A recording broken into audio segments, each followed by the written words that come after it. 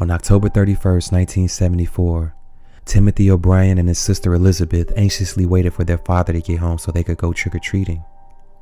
They rushed Ronald O'Bryan as soon as he walked through the door. Still clad in his white optician's coat, he rounded up his young children and went out to celebrate Halloween. Ronald accompanied his children and their friends to the first stop of the night, 4112 Rail Drive. Timothy rang the doorbell, but no one answered. The owners were taking much too long to answer the door.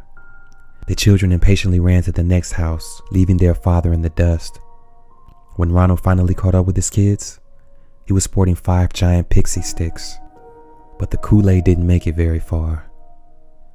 Timothy immediately started vomiting and convulsing. When the ambulance arrived, they found Ronald holding Timothy as he foamed from the mouth. Timothy was pronounced dead at the hospital less than an hour later. An autopsy revealed that the 8-year-old boy died from a fatal dose of cyanide. It turned out that the top 2 inches of the giant pixie stick contained a dosage of cyanide that was strong enough to kill 2 adults. Thankfully, the other 4 laced pixie sticks remained uneaten. Ronald sobbed as he hypothesized that an unidentified monster must have handed out poison candy to trick-or-treaters.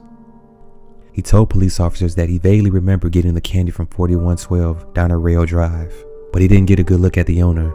He only saw a shadowy arm. The police questioned the Melvins, owners of 4112 Rail, but were confounded when they learned Mr. Melvin didn't return home from work until 10:30 p.m. on Halloween, and Mrs. Melvin stopped answering the door when she ran out of candy at 6:45 p.m. before Ronald said he was there. Not to mention, none of the candy Mrs. Melvin gave out were pixie sticks. Police interrogated the entire neighborhood and still couldn't find the source of the deadly candy. Ronald was beside himself. He was already having a terrible year, and his son's death appeared to push him over the edge with grief. Ronald was $100,000 in debt. He was 8 months behind in his car payments and was being threatened with repossession. Ronald held 21 jobs in the last 10 years and was already struggling to keep his latest optician's gig. He further strained the family's finances by taking out $10,000 life insurance policies on his children earlier in the year, to which his wife protested as an unnecessary expense. She also probably would have objected to the additional $20,000 life insurance policies Ronald took out on both Timothy and Elizabeth on October 3rd, if she had known about them.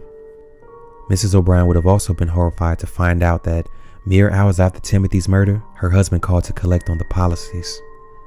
Ronald was a man who had never had a parking ticket in his life. By all accounts, he was a dedicated father and a devout member of the Second Baptist Church. But it took a jury just 46 minutes to find Ronald guilty of capital murder and 4 counts of attempted murder. Ronald didn't just kill his own son.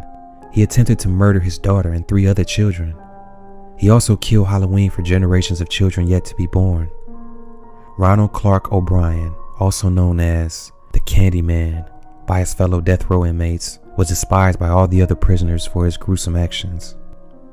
After several successful attempts to delay his execution, Ronald's luck eventually ran out and he was finally executed on March 31st, 1984, and is currently buried in Forest Park East Cemetery in Webster, Texas.